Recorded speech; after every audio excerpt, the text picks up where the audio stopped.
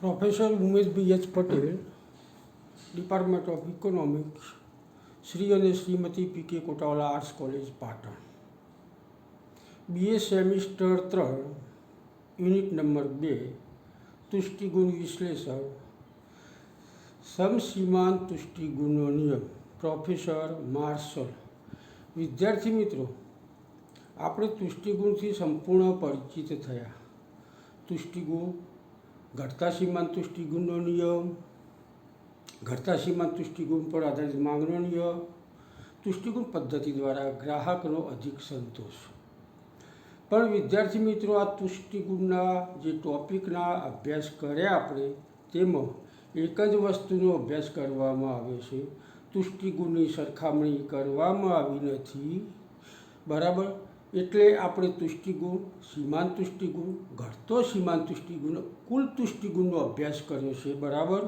અહીં આપણે સમસીમાંત તુષ્ટિગુણનો અભ્યાસ કરવા જઈ રહ્યા છીએ. સમસીમાંત તુષ્ટિગુણનો અભ્યાસ કરવો હોય તો સમ એટલે સરખું, એટલે એક વસ્તુ હોય તો સરખો તુષ્ટિગુણ થાય નહીં. બે કે બેથી વધુ વસ્તુઓનો અભ્યાસ કરવામાં આવતો હોય તો તુષ્ટિગુણને સરખો કરી શકાય. તો વિદ્યાર્થી મિત્રો, સમસીમાંત તુષ્ટિગુણનો અર્થ નિયમ જોઈએ તે પહેલાં તુષ્ટિગુણ, સીમાંત તુષ્ટિગુણ, ઘટતો સીમાંત તુષ્ટિગુણ અને કુલ તુષ્ટિગુણ ટૂંકમાં આપણે સમજી લઈએ. તો વ્યક્તિની માનવ જરૂરિયાતો, વસ્તુઓની જે વપરાશ કરે છે વ્યક્તિ, તેમાંથી તેને જે સંતોષ પ્રાપ્ત થાય છે તેને તુષ્ટિગુણ કહેવામાં આવે છે.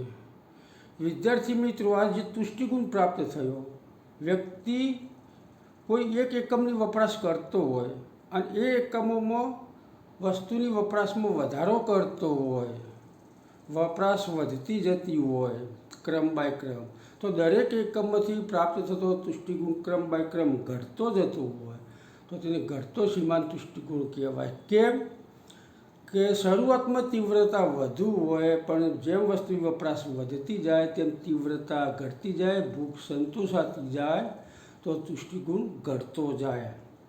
આ ઘટતો સીમાંત તુષ્ટિગુણ. સીમાંત તુષ્ટિગુણ નજીકના બે એકમો વચ્ચે તુષ્ટિગુણમાં જે તફાવત આવે તે, અથવા તો દરેક એકમમાંથી પ્રાપ્ત થતા તુષ્ટિગુણનો જે સરવાળો થાય એના કુલ તુષ્ટિગુણમાં જે તફાવત આવે, નજીકના બે એકમો વચ્ચે કુલ તુષ્ટિગુણમાં આવતો તફાવત એ સીમાંત તુષ્ટિગુણ કહેવાય. અને દરેક એકમમાંથી પ્રાપ્ત થતા તુષ્ટિગુણનો સરવાળો થાય તે કુલ તુષ્ટિગુણ કહેવાય. વિદ્યાર્થી મિત્રો, હવે આ તુષ્ટિગુણથી આપણે પરિચિત થયા. હવે સમસીમાંત તુષ્ટિગુણના નિયમની શરૂઆત કરીશું. તો વિદ્યાર્થી મિત્રો, ગ્રાહક તેની મર્યાદિત આવકમાંથી મહત્તમ સંતોષ પ્રાપ્ત થાય તે રીતે વસ્તુઓની ખરીદી કરતો હોય છે. જો વિદ્યાર્થી મિત્રો, વસ્તુઓ એટલે બે કે બેથી વધુ વસ્તુઓ હોય તો તેને વસ્તુઓ કહેવાય. અહીંયા આવક પણ આવે છે. ગ્રાહક તેની મર્યાદિત આવકમાંથી મહત્તમ સંતોષ પ્રાપ્ત થાય તે રીતે વસ્તુઓની ખરીદી કરતો હોય છે. એક કરતાં વધુ વસ્તુઓની ખરીદીના સંદર્ભમાં ગ્રાહકને મહત્તમ સંતોષ પ્રાપ્ત થાય, ગ્રાહક સમતુલા પ્રાપ્ત કરે. આ સમસીમાંત તુષ્ટિગુણ દ્વારા પ્રોફેસર માર્શલે સમજાવ્યું છે. તો કોઈપણ ગ્રાહક કે વ્યક્તિ વસ્તુઓની વપરાશ કરશે અને વસ્તુના વપરાશમાંથી જે તુષ્ટિગુણ પ્રાપ્ત થાય તે તુષ્ટિગુણ સરખો થાય તે રીતે ગ્રાહક તેની આવક અથવા તેના રૂપિયા સંપૂર્ણ ખર્ચે છે અને તુષ્ટિગુણ સરખો થાય છે તે રીતે પ્રોફેસર માર્શલે સમજાવવાનો પ્રયત્ન કર્યો છે. પ્રોફેસર માર્શલે આ સમસીમાંત તુષ્ટિગુણનો નિયમ, વસ્તુઓમાંથી જે પ્રાપ્ત થતો તુષ્ટિગુણ સરખો થાય છે તે બાબતનો અભ્યાસ બે રીતે કર્યો છે. એક, વસ્તુઓની કિંમત સરખી હોય ત્યારે, દરેક વસ્તુની કિંમત સરખી હોય, તુષ્ટિગુણ સરખો પ્રાપ્ત થતો હોય તેના સંદર્ભમાં વસ્તુની ખરીદી અને ગ્રાહકનો અધિકતમ સંતોષ, ગ્રાહકની સમતુલા. બીજી બાબત, વસ્તુઓની કિંમત જુદી જુદી હોય અને તુષ્ટિગુણ સરખો થાય, ગ્રાહક મહત્તમ સંતોષ પ્રાપ્ત કરે અને ગ્રાહક સમતુલા પ્રાપ્ત કરે। આ તો સમસીમાંત તુષ્ટિગુણનો નિયમ પ્રોફેસર માર્શલે આ રીતે એટલે કે વસ્તુઓની એકસરખી કિંમતના સંદર્ભમાં અને વસ્તુઓની જુદી જુદી કિંમતના સંદર્ભમાં તુષ્ટિગુણ સરખો થાય, મહત્તમ સંતોષ પ્રાપ્ત થાય અને ગ્રાહક સમતુલા પ્રાપ્ત કરે તે બાબતનો અભ્યાસ કર્યો છે। આપણે પહેલી પદ્ધતિ, પહેલી રીત, વસ્તુઓની એકસરખી કિંમતના સંદર્ભમાં સમસીમાંત તુષ્ટિગુણનો નિયમ। તો વિદ્યાર્થી મિત્રો, વસ્તુઓની એકસરખી કિંમતના સંદર્ભમાં, તો અહીંયા એક વસ્તુ નથી, સમજો। અહીંયા આવક પણ આવે છે, નાણું પણ આવે છે, રૂપિયો પણ આવે છે। દાખલા તરીકે ગ્રાહકની પાસે 10 રૂપિયા છે, ગ્રાહકની મર્યાદિત આવક 10 રૂપિયા છે। આ 10 રૂપિયા એ વસ્તુઓ પાછળ ખર્ચવા માગે છે અને તુષ્ટિગુણ સરખો કરવા માગે છે, મહત્તમ સંતોષ પ્રાપ્ત કરે છે, બરાબર। તો આ 10 રૂપિયા એવી રીતે ખર્ચ કરશે કે દરેક વસ્તુમાંથી પ્રાપ્ત થતો તુષ્ટિગુણ સરખો થાય તે રીતે। તો ગ્રાહકની આવક 10 રૂપિયા છે। ગ્રાહક મોસંબી, નારંગી અને સફરજન 3 વસ્તુઓ ખરીદવા માગે છે। ત્રણની કિંમત એક સરખી છે। મોસંબીની કિંમત પણ 1 રૂપિયો છે, નારંગીની કિંમત પણ 1 રૂપિયો છે અને સફરજનની કિંમત પણ 1 રૂપિયો છે। તો વિદ્યાર્થી મિત્રો, ગ્રાહક આ 10 રૂપિયા મોસંબી, નારંગી, સફરજન પાછળ ખર્ચવા માગે છે। હવે અહીં ખરીદી કેવી રીતે કરશે?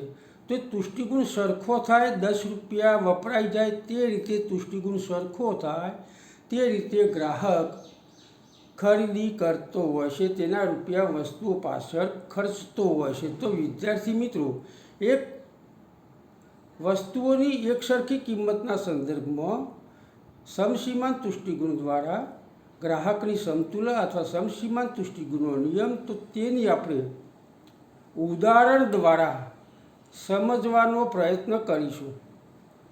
ગ્રાહકની આવક 10 રૂપિયા છે, મોસંબીની કિંમત 1 રૂપિયો છે, નારંગીની કિંમત પણ 1 રૂપિયો છે, સફરજનની કિંમત પણ 1 રૂપિયો છે। તો ગ્રાહક કેવી રીતે ખરીદી કરશે? મોસંબીમાં પણ, નારંગીમાં પણ અને સફરજનમાં ત્રણેયમાં તુષ્ટિગુણ સરખો થાય, 10 રૂપિયા વપરાઈ જાય। તો વિદ્યાર્થી મિત્રો, આપણે ઉદાહરણ લઈએ। મોસંબીનો પહેલો એકમ 18 તુષ્ટિગુણ પ્રાપ્ત થાય છે। નારંગીનો પહેલો એકમ 14 તુષ્ટિગુણ પ્રાપ્ત થાય છે। સફરજનનો પહેલો એકમ 12 તુષ્ટિગુણ પ્રાપ્ત થાય છે। જો વિદ્યાર્થી મિત્રો, આ પહેલા એકમની ખરીદી, મોસંબીનો 1 એકમ, નારંગીનો 1 એકમ, સફરજનનો 1 એકમ। હવે બીજા એકમની ખરીદી, મોસંબીમાંથી એને 16 તુષ્ટિગુણ પ્રાપ્ત થાય છે, નારંગીમાંથી 12 પ્રાપ્ત થાય છે, સફરજનમાંથી 10 તુષ્ટિગુણ પ્રાપ્ત થાય છે। તો તુષ્ટિગુણ ઘટતો જાય છે। તુષ્ટિગુણના નિયમ મુજબ વસ્તુની વપરાશ વધતી જાય તેમ તેમાંથી પ્રાપ્ત થતો તુષ્ટિગુણ ઘટતો જાય છે। હવે ત્રીજો એકમ, મોસંબીના ત્રીજા એકમમાંથી 14 તુષ્ટિગુણ પ્રાપ્ત થાય છે, નારંગીના ત્રીજા એકમમાંથી 10 તુષ્ટિગુણ પ્રાપ્ત થાય છે અને સફરજનના ત્રીજા એકમથી 8 તુષ્ટિગુણ પ્રાપ્ત થાય છે। હવે ચોથો એકમ, મોસંબીના ચોથા એકમમાંથી 12 તુષ્ટિગુણ પ્રાપ્ત થાય છે, નારંગીના ચોથા એકમમાંથી 8 તુષ્ટિગુણ પ્રાપ્ત થાય છે અને સફરજનના ચોથા એકમમાંથી 6 તુષ્ટિગુણ પ્રાપ્ત થાય છે। હવે પાંચમો એકમ, મોસંબીના પાંચમા એકમમાંથી 10 તુષ્ટિગુણ પ્રાપ્ત થાય છે, નારંગીના પાંચમા એકમમાંથી 6 તુષ્ટિગુણ પ્રાપ્ત થાય છે અને સફરજનના પાંચમા એકમમાંથી 4 તુષ્ટિગુણ પ્રાપ્ત થાય છે। વિદ્યાર્થી મિત્રો, આ ઉદાહરણ તમારી સમક્ષ મૂકવામાં આવેલ છે, જોઈ લો। આ ઉદાહરણ સ્પષ્ટ રીતે દેખાય છે। વસ્તુઓની એકસરખી કિંમતના સંદર્ભમાં સમસીમાંત તુષ્ટિગુણનો નિયમ। તો વિદ્યાર્થી મિત્રો, ગ્રાહકની આવક 10 રૂપિયા છે। આ તમને ઉદાહરણની સમજૂતી આપી। પહેલી મોસંબીમાંથી 18, બીજી મોસંબીમાંથી 16, ત્રીજી મોસંબીમાંથી 14, ચોથી મોસંબીમાંથી 12 અને પાંચમી મોસંબીમાંથી 10 તુષ્ટિગુણ પ્રાપ્ત થાય છે। જો 10 ઉપર રાઉન્ડ કરવામાં આવે છે, ચોરસ બોક્સ બનાવવામાં આવ્યા છે, 10, 10, 10, તો મોસંબીના 5 એકમો ખરીદે છે, તો 5 રૂપિયા ખર્ચાઈ જાય છે, બરાબર. અને 5મા એકમે 10 તુષ્ટિગુણ પ્રાપ્ત થાય છે. હવે નારંગીના 3 એકમો ખરીદે છે તો 3 રૂપિયા ખર્ચાઈ જાય છે અને ત્રીજા એકમે 10 તુષ્ટિગુણ પ્રાપ્ત થાય છે. હવે સફરજનના 2 એકમો ખરીદે છે અને બીજા એકમે સફરજનમાંથી 10 તુષ્ટિગુણ પ્રાપ્ત થાય છે.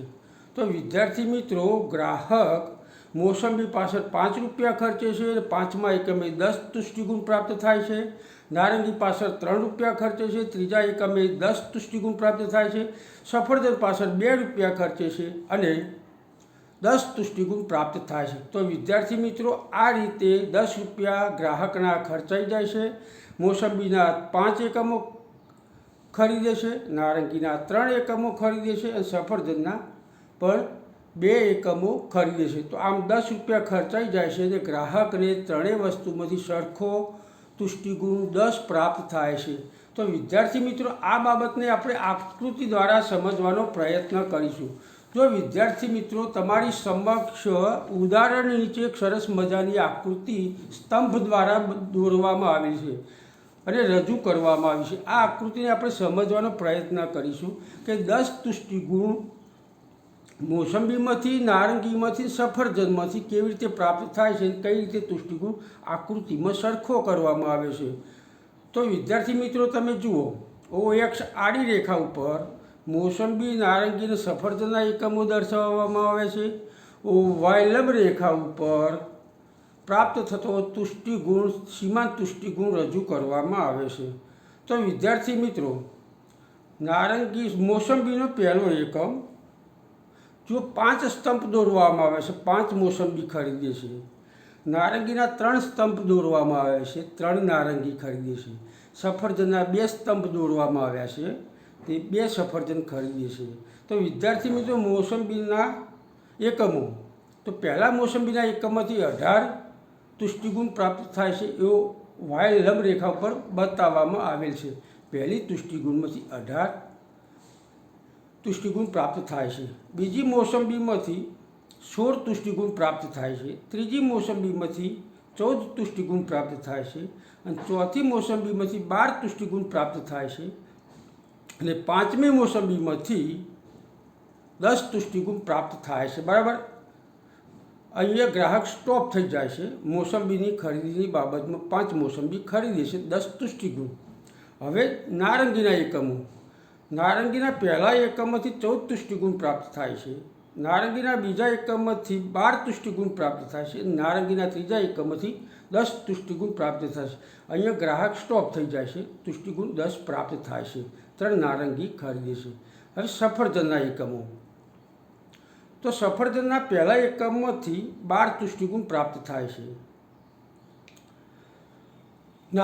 સફરજનના બીજા એકમથી 10 તુષ્ટિગુણ પ્રાપ્ત થાય છે. અહીંયા ગ્રાહક સ્ટોપ થઈ જાય છે, કારણ કે મોસંબી, નારંગી અને સફરજન ત્રણેયમાંથી 10 તુષ્ટિગુણ પ્રાપ્ત થાય છે. મોસંબીના 5 એકમ, નારંગીના 3 એકમ અને સફરજનના 2 એકમ એ આપણે આકૃતિમાં સ્તંભમાં આડી લીટી દોરી છે, જો 10 તુષ્ટિગુણ પ્રાપ્ત થાય છે ત્યાં. તો વિદ્યાર્થી મિત્રો, ગ્રાહક આ રીતે, તો વિદ્યાર્થી મિત્રો, ગ્રાહક તેની 10 રૂપિયા મર્યાદિત આવક દ્વારા 5 રૂપિયા તે મોસંબી પાછળ ખર્ચે છે, 3 રૂપિયા નારંગી પાછળ ખર્ચે છે અને 2 રૂપિયા સફરજન પાછળ ખર્ચે છે અને તેના 10 રૂપિયા વપરાઈ જાય છે.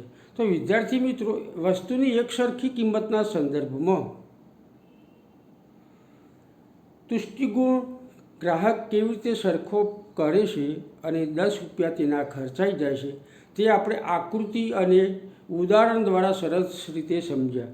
વસ્તુઓની એકસરખી કિંમતના સંદર્ભમાં ગ્રાહકની સમસીમાંત તુષ્ટિગુણ પદ્ધતિ દ્વારા સમતુલા, એટલે કે ગ્રાહકની આવક 10 રૂપિયા છે અને 10 રૂપિયા મોસંબી, નારંગી અને સફરજન પાછળ ખર્ચવા માગે છે. મોસંબીના 5 એકમો ખર્ચે છે અને 5 રૂપિયા ખર્ચ કરે છે અને 5મા એકમે 10 તુષ્ટિગુણ પ્રાપ્ત થાય છે.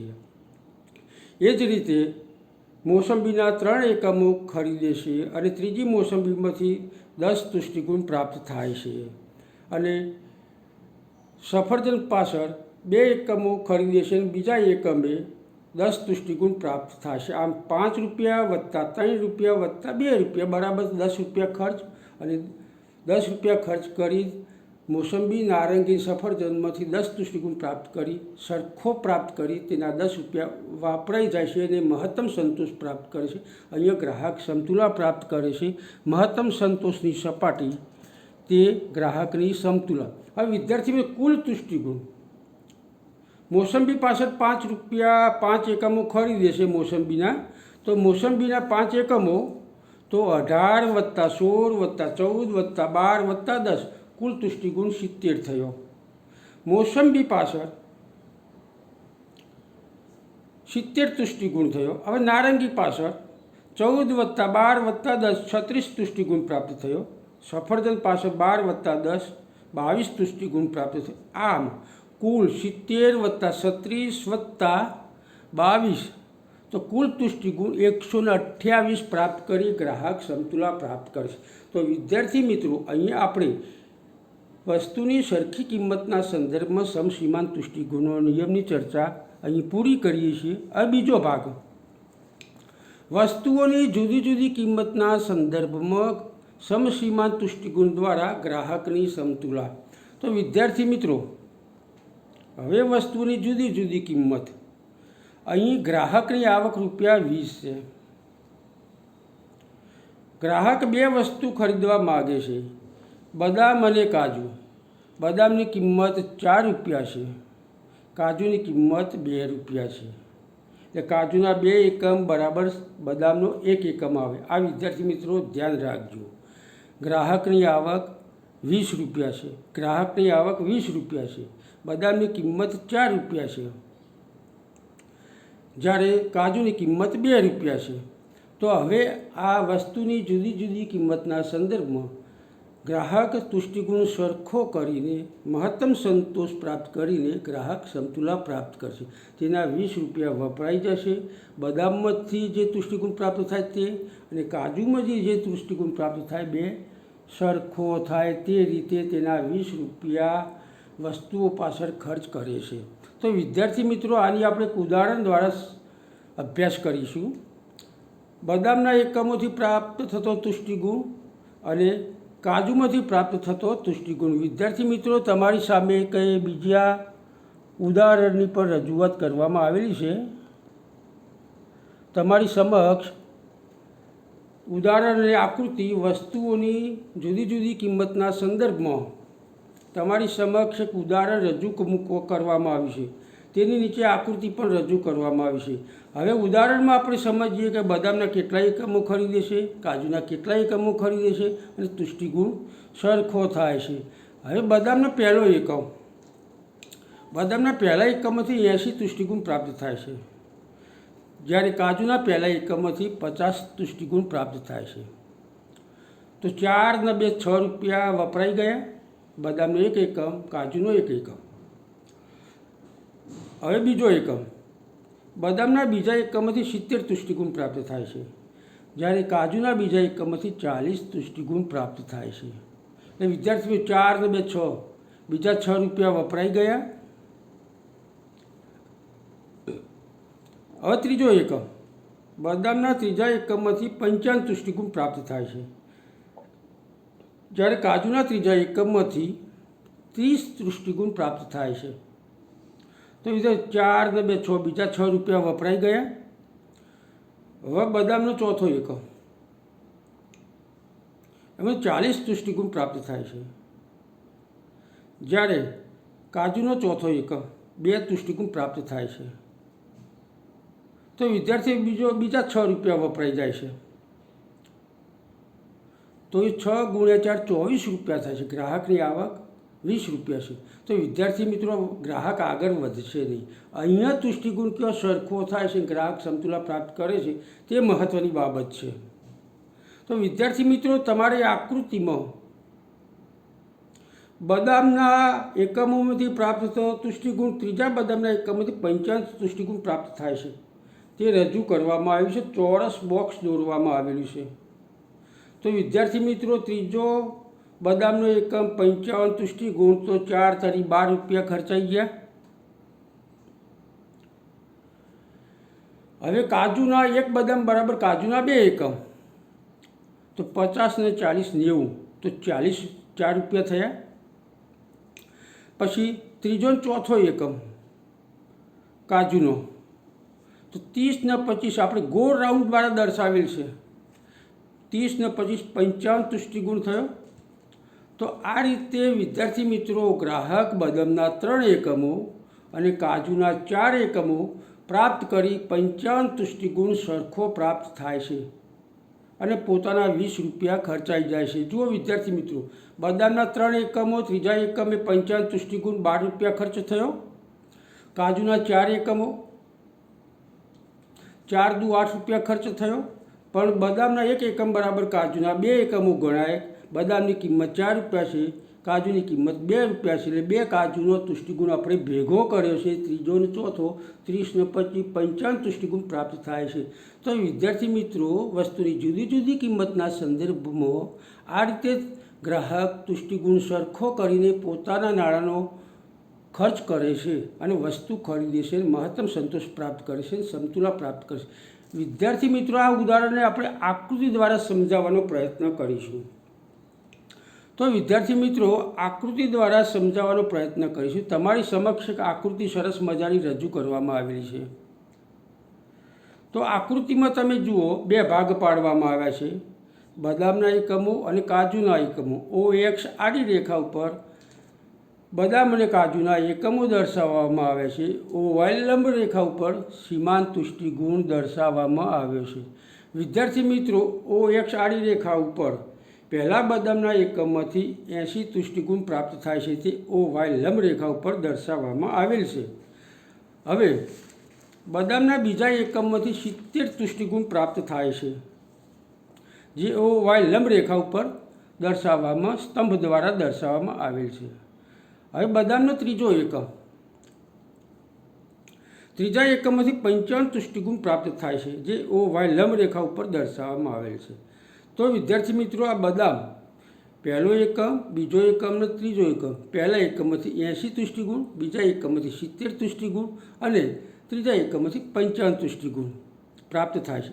હવે કાજુના એકમોની ખરીદી. તો વિદ્યાર્થી મિત્રો કાજુના પહેલા એકમમાંથી, એટલે કે બદામનો 1 એકમ બરાબર કાજુના 2 એકમ, 50 + 40 આપણે 90 તુષ્ટિગુણ દર્શાવેલ છે આકૃતિમાં. કાજુના પહેલા 2 એકમો એટલે 1 + 1 2, એટલે કે 4 કાજુના એકમો પાછળ 90 તુષ્ટિગુણ પ્રાપ્ત થાય છે. બદામનો 1 એકમ બરાબર કાજુના 2 એકમ, જે આપણે OY લંબ રેખા પર 90 તુષ્ટિગુણ દર્શાવેલો છે. હવે કાજુના બીજા 2 એકમ એટલે કુલ 4 એકમ થયા, એટલે ત્રીજો અને ચોથો એકમ, ત્રીજા એકમે 30 તુષ્ટિગુણ પ્રાપ્ત થાય, ચોથા એકમે 25 તુષ્ટિગુણ થાય. બદામના 1 બરાબર કાજુના 2 એકમો, તો તુષ્ટિગુણ 55 થયો, જે આકૃતિમાં આપણે OY રેખા ઉપર 55 તુષ્ટિગુણ દર્શાવેલ છે. હવે વિદ્યાર્થી મિત્રો આકૃતિમાં તમે જુઓ તો બદામમાંથી પ્રાપ્ત થતો તુષ્ટિગુણ 55 અને કાજુમાંથી પ્રાપ્ત થતો તુષ્ટિગુણ 55 આડી રેખા દ્વારા દર્શાવવામાં આવે છે. તો આકૃતિમાં પણ વસ્તુની જુદી જુદી કિંમતના સંદર્ભમાં સરખો તુષ્ટિગુણ પ્રાપ્ત કરીને ગ્રાહક મહત્તમ સંતોષ પ્રાપ્ત કરે છે, પોતાની આવક ખર્ચી નાખે છે, ગ્રાહક સમતુલામાં આવે છે. તો વિદ્યાર્થી મિત્રો વસ્તુની જુદી જુદી કિંમતના સંદર્ભમાં ગ્રાહક કેવી રીતે સમતુલા પ્રાપ્ત કરે છે, પોતાની આવક ખર્ચાઈ જાય છે, તે આપણે ઉદાહરણ અને આકૃતિ દ્વારા સરસ રીતે આપણે સમજ્યા. તો વિદ્યાર્થી મિત્રો આપણે સમસીમાંત તુષ્ટિગુણનો નિયમ વસ્તુઓની એકસરખી કિંમતના સંદર્ભમાં અને વસ્તુઓની જુદી જુદી કિંમતના સંદર્ભમાં આપણે સમજવાનો પ્રયત્ન કર્યો છે. તો વિદ્યાર્થી મિત્રો આ પ્રશ્ન તમે શરૂઆતમાં તૈયાર કરો તે સમયે સમસીમાંત તુષ્ટિગુણનો શું અર્થ થાય, તે કેવો નિયમ છે, શું છે તુષ્ટિગુણ, સીમાંત તુષ્ટિગુણ, કુલ તુષ્ટિગુણ, આ બધી બાબતોથી પરિચિત થવાનું. પછી વસ્તુઓની એકસરખી કિંમતના સંદર્ભમાં તેનું ઉદાહરણ મૂકવાનું, તેની આકૃતિ મૂકવાની. પછી વસ્તુઓની જુદી જુદી કિંમતના સંદર્ભમાં તેનું ઉદાહરણ મૂકવાનું, તેની આકૃતિ દોરવાની અને સરસ રીતે આપણે સમજવાનું. જે ઉદાહરણ સમજીએ એ પદ્ધતિથી આપણે આકૃતિ દોરવાની થાય. એ આકૃતિ દોરવાની જે પદ્ધતિ છે તેની નીચે સમજૂતી લખવાની થાય. તો વિદ્યાર્થી મિત્રો, સમસીમાંત તુષ્ટિગુણનો નિયમ, મહત્તમ સંતોષની સપાટી, અહીંયા 2 કે 2 થી વધુ વસ્તુનો અભ્યાસ કરવામાં આવે છે અને વસ્તુની કિંમત પણ મૂકવામાં આવે છે. વસ્તુઓનો જો તુષ્ટિગુણ સરખો થાય તો ગ્રાહક મહત્તમ સંતોષ પ્રાપ્ત કરે છે, ગ્રાહક સમતુલા પ્રાપ્ત કરે છે અને ગ્રાહકને આનંદ જેટલો પ્રાપ્ત થાય છે તેટલો, એટલે કે ગ્રાહક તુષ્ટિગુણ સરખો કરીને આનંદ અનુભવે છે, ગ્રાહક સમતુલા પ્રાપ્ત કરે છે. વસ્તુની જુદી જુદી કિંમત હોય, વસ્તુની એકસરખી કિંમત હોય, તેની પાછળ પોતાની આવક ખર્ચીને આ રીતે સમસીમાંત તુષ્ટિગુણ દ્વારા પ્રોફેસર માર્શલે ગ્રાહકની સમતુલાનો ખ્યાલ અથવા અધિકતમ સંતોષનો ખ્યાલ સમસીમાંત તુષ્ટિગુણ પદ્ધતિ દ્વારા સમજાવેલ છે. પ્રોફેસર માર્શે.